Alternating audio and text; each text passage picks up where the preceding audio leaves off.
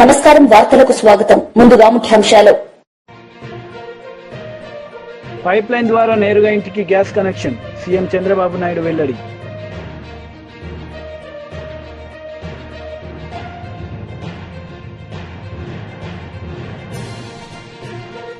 BRS leader media సమావేశం, CM Revanth రెడ్డిపై fire.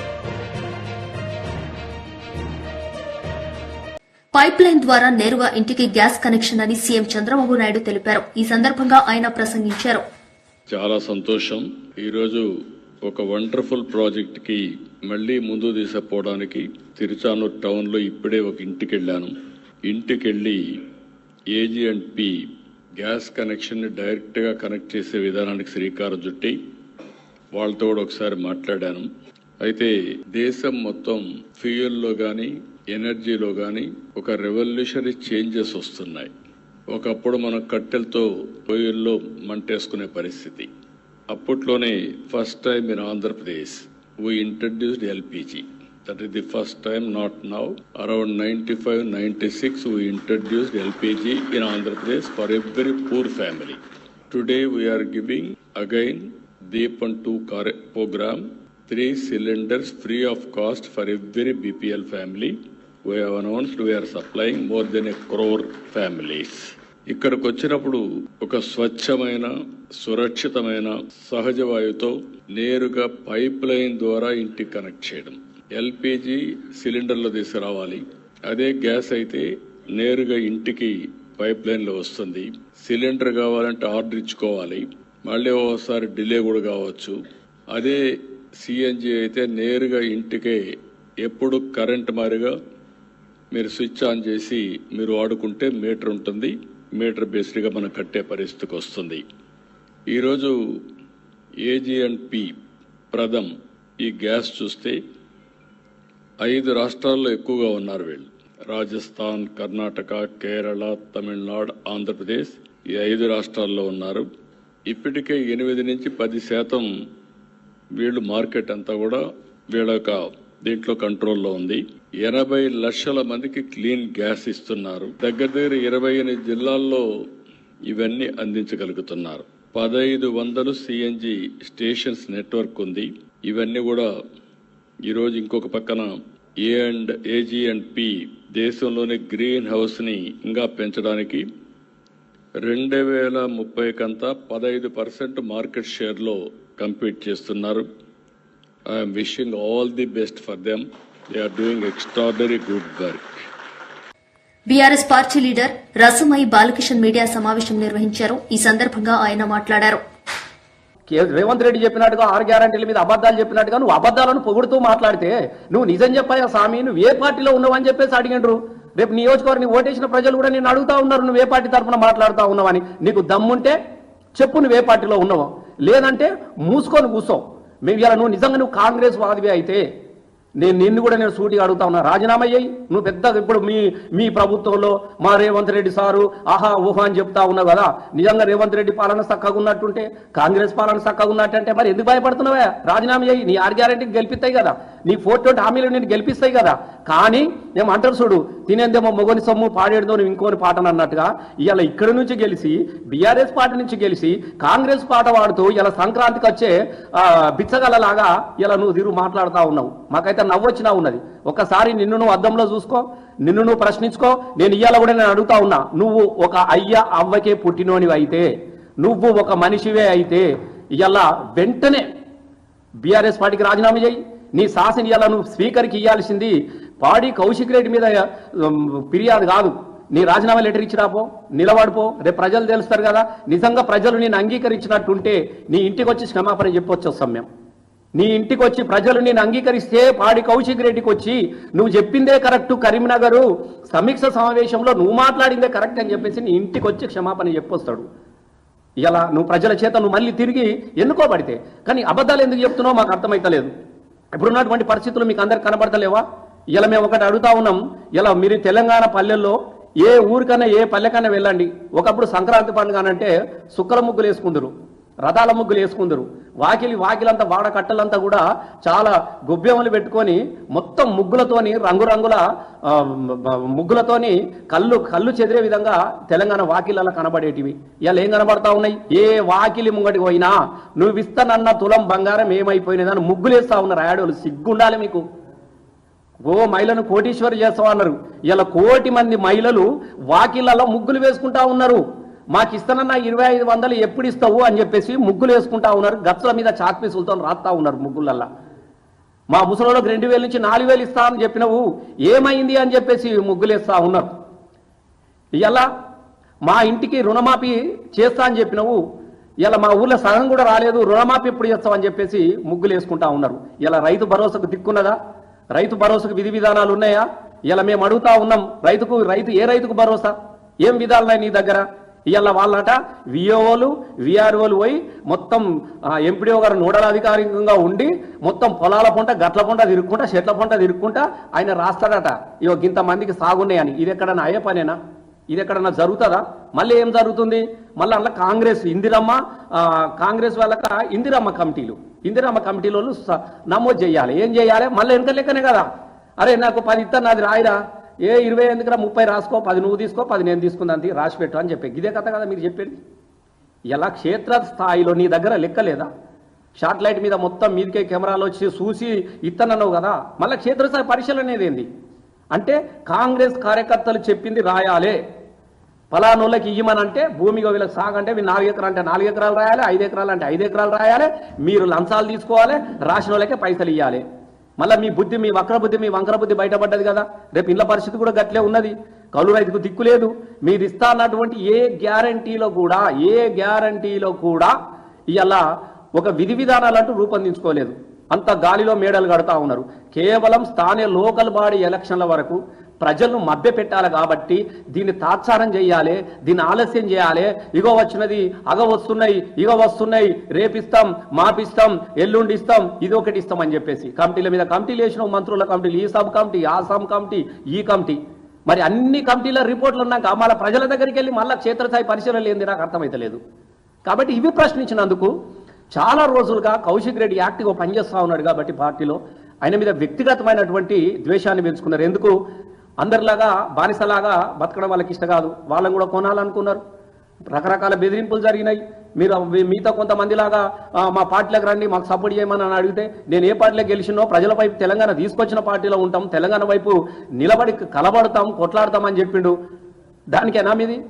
ఇలా గౌరవ కేసీఆర్ గారు దళితుల బతుకులో, దళితుల జీవితాల్లో ఒక కొత్తదాన్ని ఆవిష్కరించాలి, వాళ్ళకు బతుకుదేరు చూపాలని చెప్పేసి హుజురాబాద్ మండలంలో ఒక పైలట్ ప్రాజెక్టుగా దళిత జ్యోతి కార్యక్రమాన్ని తీసుకొని ఇలా వాళ్ళందరికీ కూడా దళిత బంధు ద్వారా ఇంటికి 10 లక్షల రూపాయలు ఇస్తే అకౌంట్లో పడ్డటువంటి పైసలను ఆపేసేసినావు. దళితులు వచ్చి రోడ్ల మీద నిడుతూ ఉంటే వాళ్ళని తీసుకుపోయి జైళ్ళలో పెడతా ఉన్నావు. వాళ్ళ ప్రతినిధిగా, వాళ్ళ ఎమ్మెల్యేగా. అరే నీకేమైతుంది బాబు, నీకేం నొప్పి అవుతుంది? గత ప్రభుత్వంలో కేసీఆర్ గారు అకౌంట్లో దళిత బంధు పైసలు వేసిపోయినాడు, నువ్వెందుకు ఆపుతున్నావు ఈమని చెప్పేసి ప్రశ్నించినందుకు ఇవాళ కౌశిక్ రెడ్డి గారి మీద ఒక దాడులు జరుగుతూ ఉన్నాయి. ఇలా ఊర్లో ఉన్నటువంటి సమస్యల మీద ప్రశ్నించినందుకు ఇలా కౌశిక్ రెడ్డి గారి మీద కేసులు పెడతా ఉన్నారు.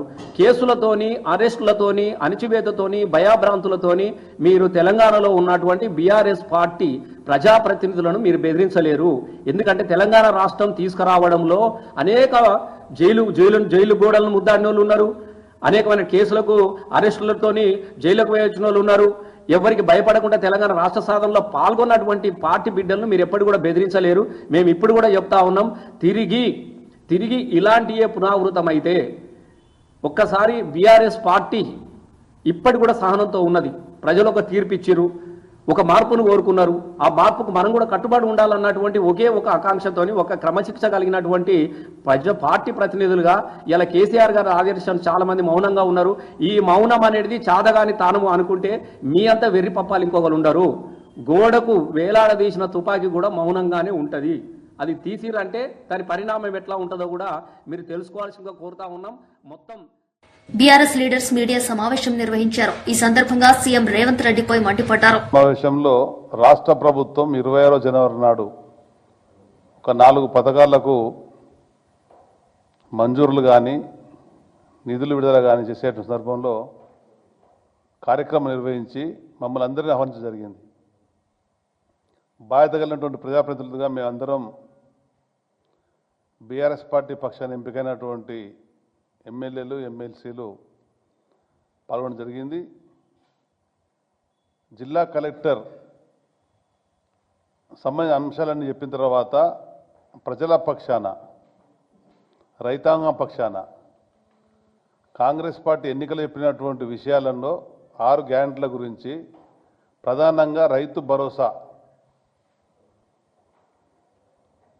2024లోనే 2 పంటలకు ఇవ్వాల్సినటువంటి రైతు భరోసా 15,000 చొప్పున ఇవ్వకుండా కేవలం 12,000 రూపాయలు ఎకరాకి ఇస్తామనేటువంటి మాట ఇప్పుడు చెప్తే పాతయాన్ని కూడా మీరు డబ్బులు కట్టండి, ఇస్తాన్న మాట ప్రకారంగా నిధులు విడుదల చేయండి అని కరీంనగర్ మాజీ మంత్రి గంగుల కమలాకర్ గారు, హుజూరాబాద్ ఎమ్మెల్యే పాడి కౌశిక్ రెడ్డి గారు, నేను అన్ని విషయాలను మాట్లాడితే ఏవి కూడా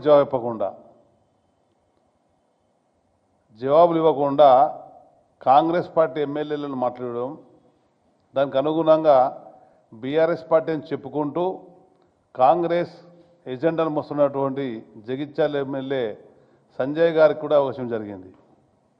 వెంటనే కౌశిక్ రెడ్డి గారు మా యొక్క సమస్యలు మేము చెప్పినటువంటి వాటికి మొదలు పరిష్కార మార్గం చెప్పండి, అదేవిధంగా మాట్లాడుతున్నటువంటి ఎమ్మెల్యే ఏ పార్టీ అని అడిగితే ఒక అప్రజాస్వామ్య పద్ధతిలో అధికారం ఉందని చెప్పనేటువంటి ఒక ఆలోచనతోని కౌశిక్ రెడ్డి గారి అందరినీ కూడా బయటపడడం జరిగింది. ఇది ప్రజాస్వామ్యానికి విఘాతం అని చెప్పని, కాంగ్రెస్ పార్టీ ప్రభుత్వ పనితీరు నిదర్శనం అని చెప్పని దీన్ని మేము పూర్తిగా ఖండిస్తున్నాం.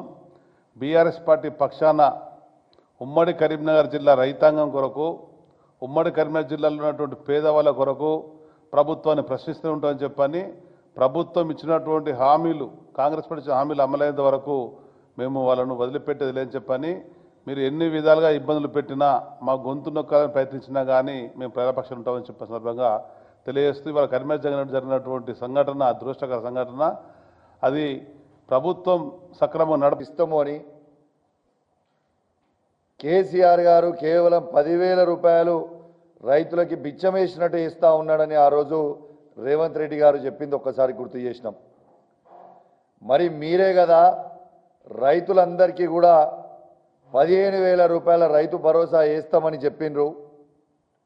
మరి వేస్తామని చెప్పిన తర్వాత ఇవాళ మీరు అధికారంకి వచ్చిన తర్వాత ఇవాళ దాకా ఒక్కసారి కూడా రైతు భరోసా అనే పథకాన్ని మీరు కొనసాగించలేదు, వెయ్యలేదు కదా రైతులకి. ఇవాళ దాకా మీరు ఎందుకు వేయలేదు అని నేను అడిగిన. మరి వాళ్ళు వచ్చి దాదాపు సంవత్సరం అవుతుంది. రబీ పోయింది, యాసంగి పోయింది, 2 సీజన్లు పోయినాయి. 2 సీజన్లలో రైతు బంధు అనేది వాళ్ళు వెయ్యలేదు. మళ్ళా ఇప్పుడు వేస్తామని చెప్తా ఉన్నారు, వేస్తారో లేదో కూడా తెలియదు. అది కూడా ఏం చెప్పిర్రు, 12,000 రూపాయలు వేస్తాము, మేము 15,000 వేయము అని మాట మార్చిరు. మరి నేను ఒక్కటే అడుగుతున్నా, మీకు చేత కాకపోతే ఆ రోజు మీరు మాట ఇచ్చి రైతులను ఎందుకు మోసం చేసిండ్రు రేవంత్ రెడ్డి గారు అని నేను ప్రశ్నిస్తా ఉన్నా. ఆ రోజు ప్రశ్నిస్తా ఉన్నా, ఈరోజు అక్కడ కరీంనగర్ కలెక్టరేట్లో కూడా ఇదే అడిగిన, దానికి సమాధానం చెప్పరు. దాంతోపాటు ముఖ్యమంత్రి రేవంత్ రెడ్డి గారు రైతు రుణమాఫీ మేము 100% చేసినామని చెప్తా ఉన్నారు. ఇది పూర్తి అవాస్తవము. మరి నా హుజూరాబాద్ నియోజకవర్గంలో ఇవాళ కేవలము 45 నుంచి 50% మాత్రమే రుణమాఫీ అయింది. ఇంకొక 50% రైతులకి ఇంకా రుణమాఫీ కాలేదు. ఖచ్చితంగా మీరు రుణమాఫీ చెయ్యాలి అని నేను 3 మంత్రుల సాక్షిగా మొత్తము అందరి ముంగట మొత్తం అధికారులు ఉన్న ముందల్నే నేను చెప్పడం జరిగింది. దానికి జవాబు చెప్పరు. అదేవిధంగా హుజూరాబాద్ నియోజకవర్గంలో దళితులది దళిత బంధు అనే ఒక పథకంని కేసీఆర్ గారు పైలట్ ప్రాజెక్ట్గా తీసుకున్నారు. దాదాపు సాచ్యురేషన్ మోడ్లో 18,500 దళిత కుటుంబాలకి ఇలా దళిత బంధు కేసీఆర్ గారు ఇచ్చిండ్రు. దాని 2వ విడత అనేది మీరు ఆపమని కాపీ ఇచ్చిండ్రు, మీరు ఆపమని ఆర్డర్స్ ఇచ్చిండ్రు. మరి దాని సంగతి ఏంది? మేము 2వ విడత దళిత బంధు ఇవ్వమని అడిగితే పోలీస్ అధికారులు మా మీద కేసులు పెడతా ఉన్నారు, వాళ్ళని ఇబ్బంది పెడతా ఉన్నారు. దీని సంగతి ఏంది అని మేము వైఎస్ఆర్సీపీ లీడర్ చంద్రశేఖర్ రెడ్డి మీడియా సమావేశం నిర్వహించారు. ఈ సందర్భంగా టీడీపీ నేతలపై ఆయన మండిపడ్డారు. ఇంతవరకు దాదాపు ప్రభుత్వం వచ్చి 6 నెలలు గడిచిపోయినప్పటికీ కూడా ఆ యొక్క జాయింట్ స్టాఫ్ కౌన్సిల్ ఊసేలేదు. అట్లీస్ట్ ఉద్యోగ సంఘ నాయకులను కూడా పిలిచి మాట్లాడి మీ ప్రాబ్లమ్స్ ఏంటి, మీకు రావాల్సినటువంటి అమౌంట్ ఏమున్నాయి అనేది అడగకుండానే ప్రభుత్వం వాళ్ళు మీటింగులలో మరి కొంత బకాయిలు కొన్ని పెండింగ్ బిల్స్ ఇవ్వాలి అని మాట్లాడుకుంటూ అందులో ఉద్యోగస్తులకు సంబంధించి మరి దాదాపు 25,000 కోట్ల రూపాయలు మరి పెండింగ్ ఉంటే 519 కోట్ల రూపాయలు జీపీఎఫ్కో, 214 కోట్ల రూపాయలు ఓన్లీ పోలీస్ డిపార్ట్మెంట్కి సంబంధించినటువంటి సరెండర్ లీవ్స్ కోసం, అదేవిధంగా సిపిఎస్ ఉద్యోగస్తుల యొక్క కంట్రిబ్యూషన్ ఏదైతే ఉందో అది అది కూడా ఒకకిస్తే, పోలీసు వాళ్ళకు కూడా సరెండర్ లీవ్ ఒక్కిస్తే, అదేవిధంగా ఈ యొక్క సిపిఎస్ ఉద్యోగస్తులకు వాళ్ళ కంట్రిబ్యూషన్ కూడా ఓన్లీ 300 crores కడతాము అని చెప్పి చెబుతూ మరి ఈరోజు చూస్తూ ఉంటే ప్రసార మాధ్యమాల్లో ఎక్కడైనా మరి సంక్రాంతి కానుకలు, సంక్రాంతి మరి పండగ సందర్భంగా కూటమి ప్రభుత్వం వరాలు అని చెప్పేసి చూస్తూ ఉంటే ప్రజలు చూసే వాళ్ళకి ఏమనిపిస్తుందంటే ఉద్యోగస్తులకి ఏదో వీళ్ళు కొత్తగా మరి వరాలు కురిపిస్తున్నారేమో, లేకపోతే కానుకలు ఇస్తున్నారేమో అనేటువంటి భావం కలుగజేసే విధంగా కనిపిస్తుంది తప్ప లోపల ఏమీ లేదు. చెప్పాలంటే జీపీఎఫ్ అనేది వాళ్ళ సొంత డబ్బు, దాచుకున్న డబ్బు. ఆ డబ్బు కూడా మొత్తం క్లియర్ చేయకుండా మరి 519 కోట్ల రూపాయలు దాంట్లో నుంచి పే చేస్తామంటున్నారు. చాలా రోజుల తర్వాత పెండింగ్ పెట్టుకుని వాళ్లకు ఏదో వరాలు కురిపిస్తున్నట్టుగా మాట్లాడుతున్నారు, చెబుతూ ఉన్నారు. అదేవిధంగా సరెండర్ లీవ్స్ కూడా మరి సంవత్సరానికి 15 రోజులు ప్రతి ఉద్యోగి కూడా లీవ్ సరెండర్ చేసుకునేదానికి అర్హత కలిగి ఉంటారు. కొన్ని సంవత్సరాలుగా దాన్ని పెండింగ్ పెట్టి ఉన్నారు, దాదాపు 3 సంవత్సరాల దాకా. అది ఉద్యోగస్తులకి ఎవరికి ఇవ్వకుండా ఓన్లీ పోలీస్ డిపార్ట్మెంట్లో 214 కోట్లు, అది కూడా ఒక కిస్తీ ఇస్తున్నాం అని చెప్పడము, అలాగే సిపిఎస్ కూడా ఒక కిస్తీ 300 కోట్లు ఇస్తున్నామని చెప్పడము. ఇంకొకటి ఆశ్చర్యకరమైన విషయం ఏంటంటే ఉద్యోగస్తులకు సంబంధించి టీడీఎస్ కింద 265 కోట్ల రూపాయలు ఇస్తున్నామంటున్నారు. నాకైతే అర్థం కావట్లే. నేను ఉద్యోగ సంఘ నాయకుడిగా మరి దాదాపుగా 36 సంవత్సరాలు పనిచేశాను. అదేవిధంగా ఈరోజు ఆల్ ఇండియా లెవెల్లో ఉన్నటువంటి రాష్ట్ర ప్రభుత్వ పెన్షనర్ల సంఘానికి కూడా నేను వైస్ చైర్మన్గా ఉంటున్నాను. అయితే ఈ టీడీఎస్ అనేది ఉద్యోగస్తులకు సంబంధించి ఏదో పేమెంట్ అంటుంటే నాకైతే అర్థం కావట్లా మరి ఏం చేస్తున్నారు. ఎప్పుడైనా ఉద్యోగి కట్టేది ఇన్కమ్ ట్యాక్స్ ఏంటంటే అతనికి ఎంత ఇన్కమ్ ట్యాక్స్ పడుతుందో అంతే కడతాడు తప్ప ముందు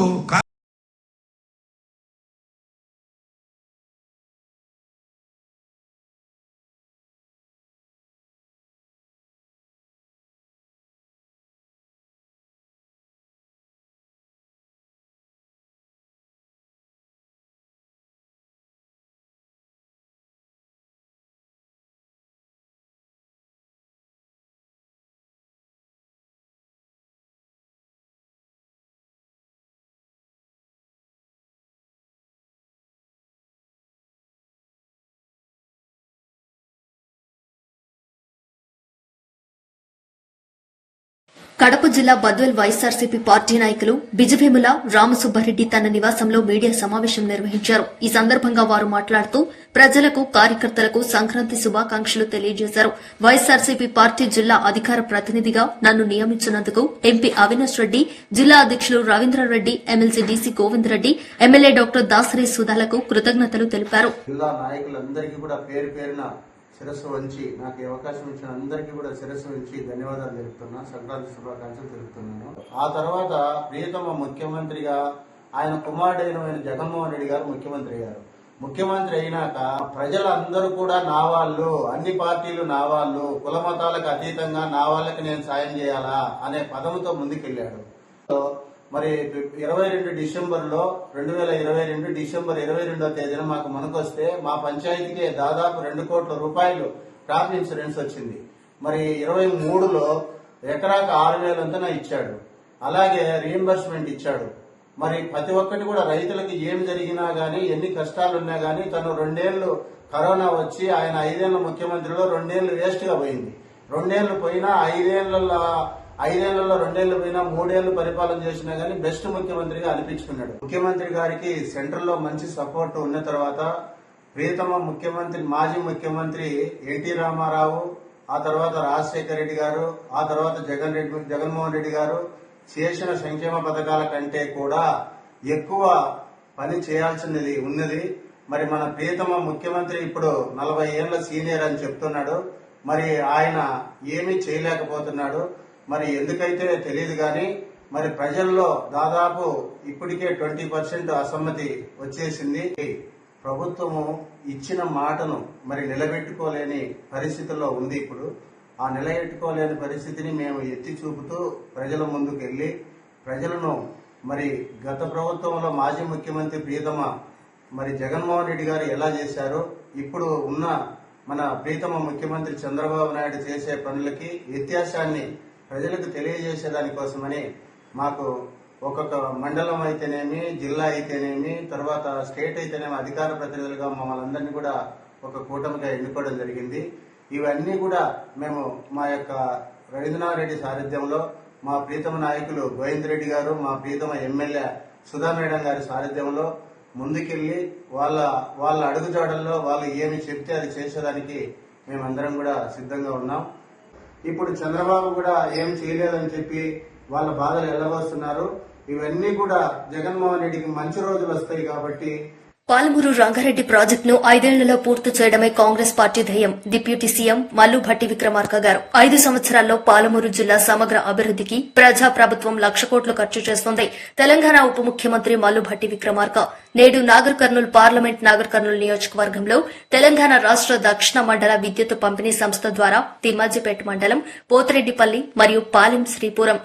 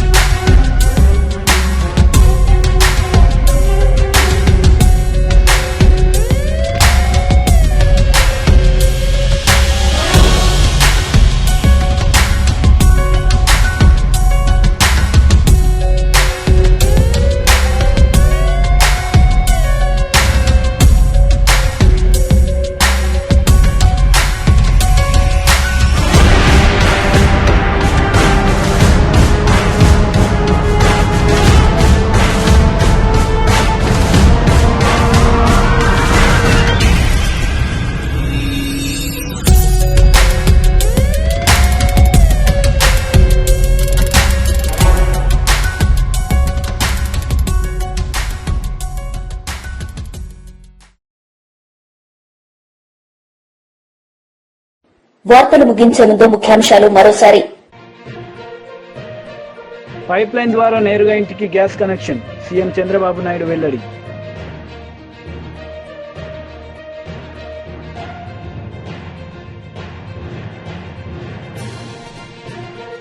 బీఆర్ఎస్ లీడర్ మీడియా సమావేశం, సీఎం రేవంత్ రెడ్డిపై ఫైర్.